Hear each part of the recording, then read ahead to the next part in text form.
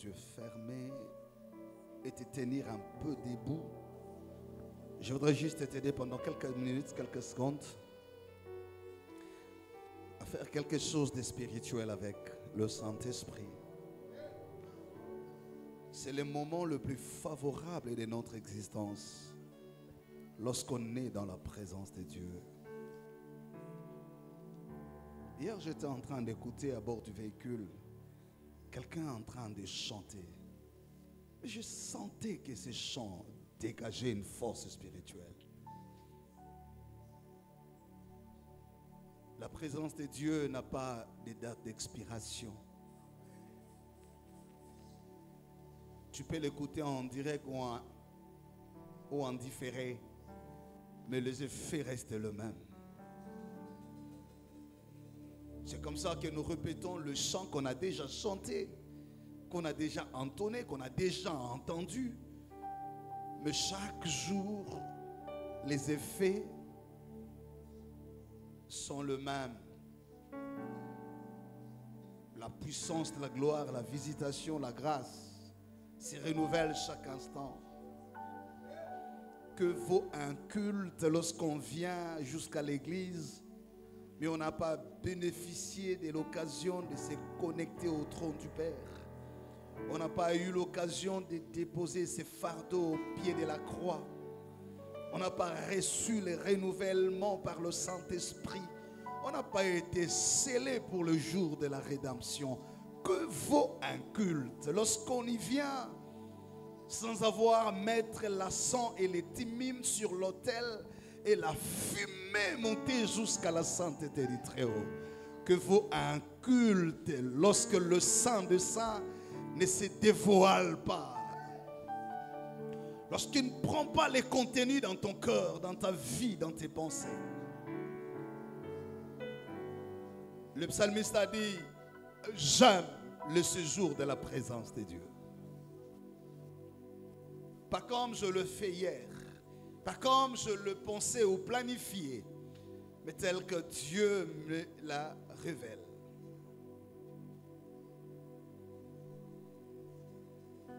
Sois un peu connecté. Sois concentré à admirer la présence de Dieu. Répands la sang devant sa sainteté. Dépose tes fardeaux au pied de la croix. Il n'y a pas un autre que lui, le sang de gloire. Pierre a dit: à qui irions-nous encore? C'est toi qui as les paroles de vie. Lui dit au-dessus, il dit une chose et la réalisation s'ensuit. De la même manière, il a éloigné l'Orient de l'Occident. C'est de la même manière qu'il nous a éloignés de nos iniquités. Chaque matin, il renouvelle ses bontés. Il les place au-dessus de ceux qu'il invoque. Tu ne peux pas imaginer combien tu es environné d'une si grande nuée de témoins. Combien le trône de Dieu, je réalisais simplement que chaque jour, chaque instant que j'ai la grâce d'être en la présence de Dieu, il y a quelque chose d'autre qui se rajoute dans ma vie. C'est pourquoi il nous a dit ici, les dieux qui ajoutent encore. C'est dans la présence de Dieu qu'on ajoute l'huile dans le vase. La Bible dit dans la grande maison, il n'y a pas que de vases d'argile, mais il y en a aussi d'or et d'argent. Les vases précieux. Un homme que Dieu cherche. J'aime bien Saül qui dit: trouverions-nous un homme qui sache jouer? Aurions-nous la grâce de trouver un serviteur qui non seulement a les talents, mais l'Esprit de Dieu est avec lui? Pourrions-nous trouver un homme qui peut créer des possibilités dans le vide de l'histoire, dans l'inconnu du parcours? Quelqu'un qui peut reboussoler les choses. Ce matin, tu es là.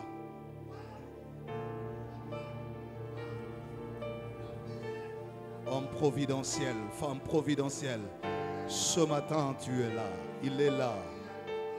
Shidira Mabronda, Sabaria Babu, Kumariba, Seriba,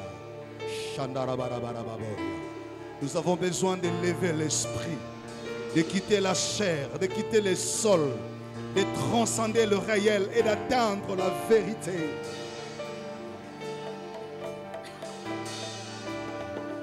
Qui pourra monter à la montagne de Dieu, qui veut s'approcher de la proximité de sa sainteté.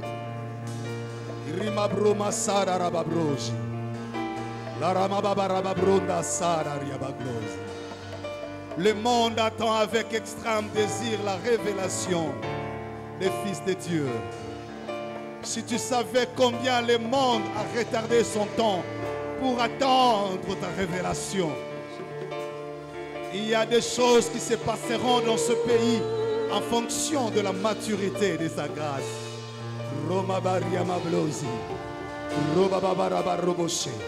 Ce matin, le Saint-Esprit qui met les seaux sur le front de quelqu'un, lui qui désigne le serviteur de la saison, lui qui est en train de préparer le renouvellement de la grâce, il nous a dit, c'est l'année de la renaissance qui s'annonce. Alléluia. Sois connecté. Ça, tu ne l'auras pas ailleurs. En dehors d'ici. Quand tu sors de ces moments, tu ne pourras plus expérimenter ce qui se passe là. Il est là. Il est là. Il est là. Il est là. Il est là. Ce n'est ni par la force, ni par la puissance. C'est par son esprit que tu te rendras compétitif.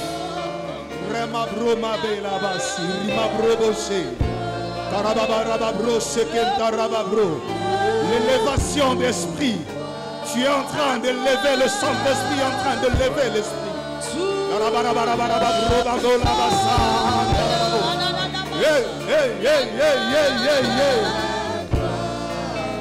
Que la saison des aigles s'annonce. La tempête souffle fort. Le vent s'est déchaîné. Ceux de l'Éternel agiront avec fermeté. Je vois des arbres tomber. Je vois des montagnes chanceler. Ah, la tempête souffle dans tous les coins. Et ceux de l'Éternel agiront avec fermeté. Dieu te placera au-dessus, dans les hauteurs, sur le sommet. La ruse du serpent.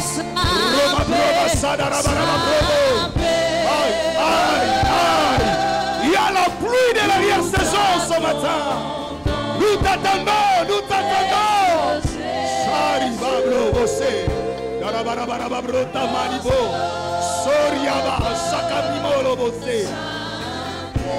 Tu as une vocation particulière. Tu as une mission particulière. Tu as les talents. Tu as l'intelligence. Tu as la vie. Mais il te manquait quelque chose. Le Saint-Esprit. Qu'il mette les sceaux sur ton appel. Qu'il mette les sceaux sur ta vocation. Et ce matin, il le fait. Barababro. Samaria babo sina babro. Sina babro. Babro massé.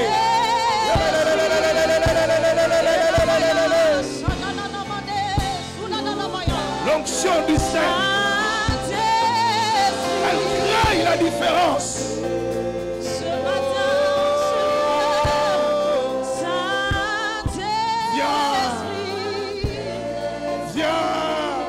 Saint-Esprit,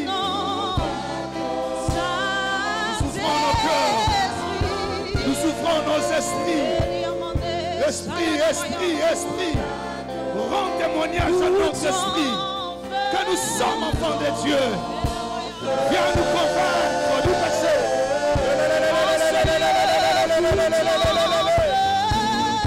Nous appelons l'atmosphère céleste.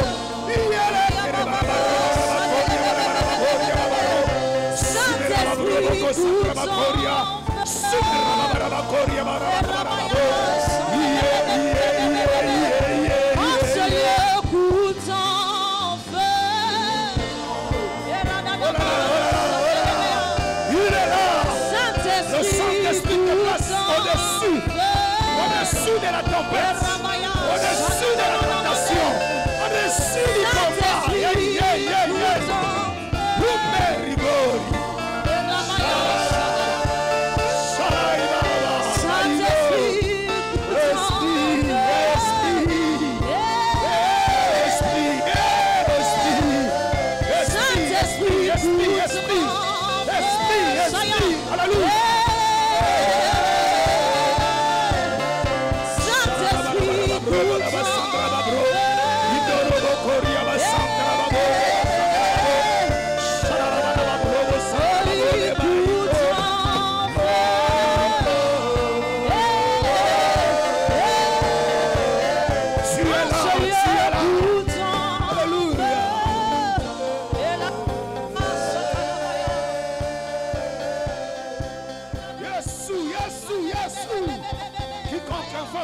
Seigneur sera sauvé.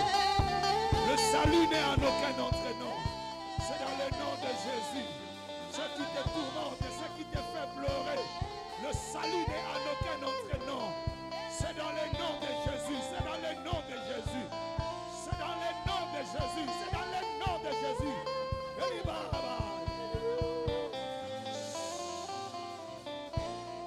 Écoute.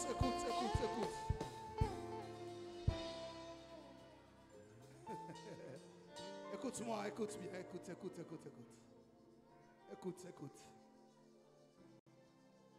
J'étais en train d'entendre, de suivre le nouveau président américain élu, M. Trump. Politiquement, je ne suis pas trop rattaché à sa ligne. Mais il a déclaré quelque chose que j'ai encore écouté ce matin. Il dit, je fais face aux démêlés de la justice, les rouages politiques. Tout était mis en place pour me mettre à genoux. Imaginez-vous, c'est le président des États-Unis qui parle. Un milliardaire reconnu. Mais il dit, je fais recours à Jésus-Christ. Il dit, les grands patrons. Mais il rajoute encore quelque chose. Il dit, les gens lui disent, mais tu ne peux pas dire ça, tu ne dois pas dire ça. Tu es la voix la plus résonnante de l'humanité. Tu es le président le plus puissant du monde. Il répond en leur disant, non, je le dis, je le dirai encore. Au-dessus de nous, il y a le vrai boss, de qui nous tirons toute la force. C'est Jésus. Oh là là là là. Je regardais, je dis, si un homme qui est le président le plus puissant du monde libre peut reconnaître que Jésus est au-dessus de tout. Mais alors toi et moi, la tempête est en train de souffler ces derniers temps. Suis-moi. Le vent est très fort. Les arbres en pâtissent. Il y a des dégâts collatéraux. Il n'y a que ceux qui sont initiés à l'élévation d'esprit. Ceux qui peuvent voir derrière la montagne, qui peuvent comprendre ce qui se passe. N'aura de salut en ce moment que celui qui sera transporté par le Saint-Esprit.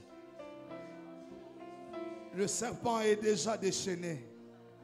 La ruse se répand comme l'eau du fleuve. La menace est sévère sur la femme qui porte la grossesse. Et le dragon rougit.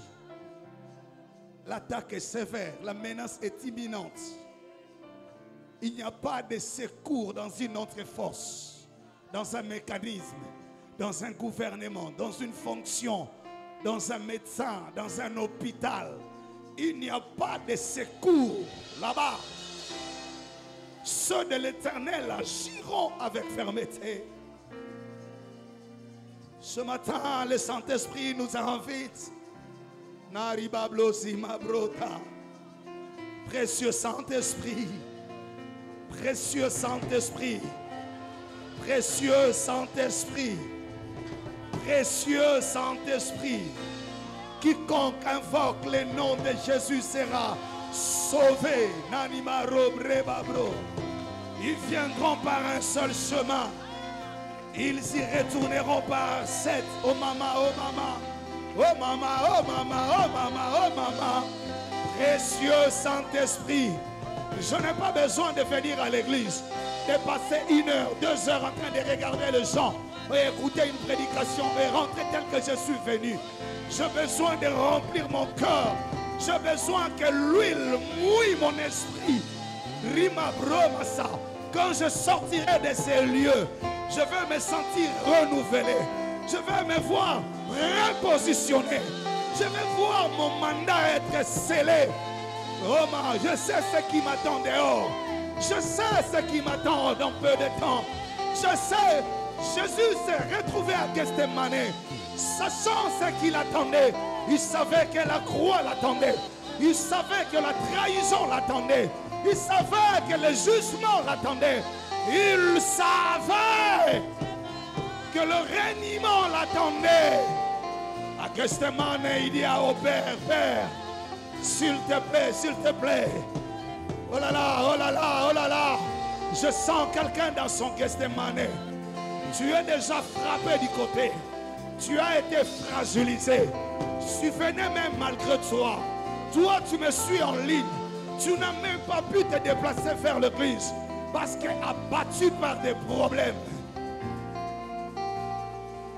Tu te regardes et tu es fatigué. Tu as envie de lâcher. Tu as envie d'exploser. Tu as envie de pleurer. Tu te poses pas mal de questions. À qui irais-je encore? Sous. Mon âme a soif de toi. Le véhicule, quand il a longtemps roulé, il aura besoin du carburant et de l'eau. Ah, il a dit à Élie, mange et bois. Le chemin est encore long. Ce qui t'attend est plus grand et plus fort que l'énergie qui te reste. Mange et bois. Tu as encore des combats à livrer. Tu as encore des batailles à livrer. Mange et bois. Ce qui t'attend est plus fort que l'énergie qui te reste. Ruma broma sadaya. Viens t'approvisionner à la malizo. Rama broka yamakosi. Tarama bilose marama brosa. Karama brose ke manama lindo riababos. Je sais ce qui m'attend. Il savait aussi ce qu'il attendait.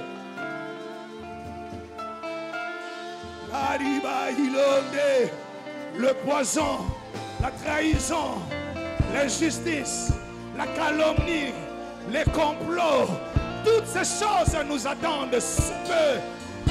Mais nous allons nous accrocher à celui qui nous a appelés.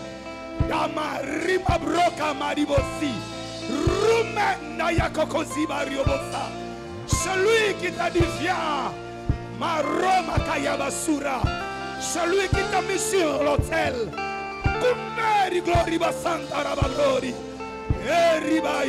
Yesu. Yesu.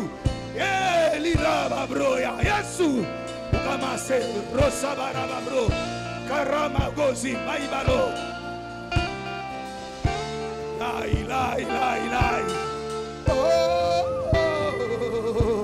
quelle présence, quelle gloire. Quelle intimité, quel transfert, alléluia. Oh, oh,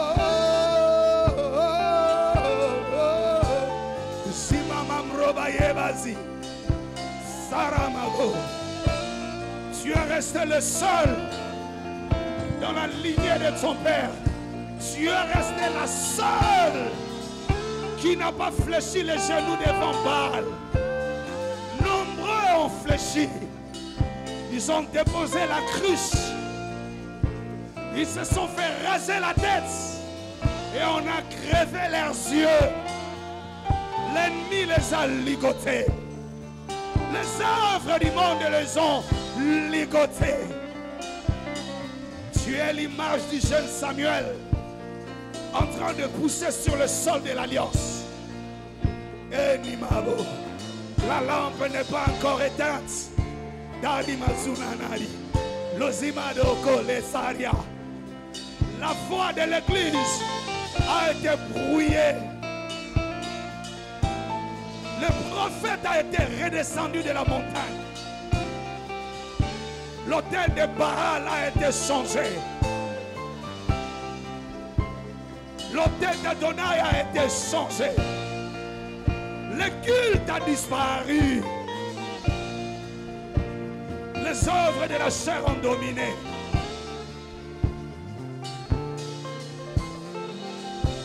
La gloire a disparu. La sainteté s'est éloignée. Que nous reste encore de la spiritualité. Et le mystère de l'iniquité agit. Entre même dans le seuil de la sainteté. Et cherche à s'asseoir sur le trône. Et gouverner l'orientation de la destinée. En désorientant le schéma divin. En liant et en ligotant les étoiles que le Saint-Esprit a lancées. En éteignant la flamme de l'esprit. En mettant le feu étranger sur l'autel. En réduisant le bras du sacré d'os. Du sacré d'os. Oh là là.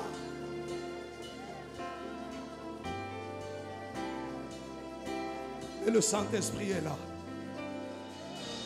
Le Saint-Esprit est là. Mais le Saint-Esprit est là. Le port de séjour des morts ne prévaudront jamais. Car le Saint-Esprit est là. Ce matin, nous t'avons remis le clé de l'église. Nous avons laissé que seul toi sois les fondements irréversibles de la maison du Très-Haut. Nous avons vu la lumière semblable à celle du Fils unique venu du Père resplendir ce matin. Olasmeo. Nous avons vu la coupe soulevée devant nous et l'alliance être reconfirmée. Assyria Manola. Nous avons vu le Pierre s'est réveillé. Le Pierre s'est réveillé car le monde attend avec extrême désir. Les Congos patientent ardemment voir arriver la révélation des filles de l'Ista et des fils de l'Ista. Saint-Esprit, nous saluons ta présence. Divin Maître, tu ne nous laisseras jamais. Tu as dit, je serai là moi-même avec vous. Tu n'es jamais distrait, tu ne dors ni ne sommeilles. C'est lui qui nous garde. Oh.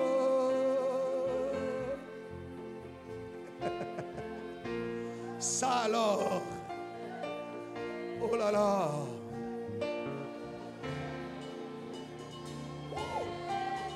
Oh là là. Oh là là. J'entends le bruit des prophètes. Ça monte là. Il y a une autre atmosphère qui se répand ce matin. Nani, les Seokailo, les Magosi, Senga, Mushipiritu, Lumanego, Syria, Masari, Glory Maseko, Karamabro. Il n'y a pas d'église sans le Saint-Esprit. Lucimama, Glosi, Varibablode. Il n'y a pas de ministère sans le Saint-Esprit. Gomelos Dariglo Samago. Il n'y a pas d'orientation de la nation sans le Saint-Esprit. Oh. Esprit. Le vent souffle.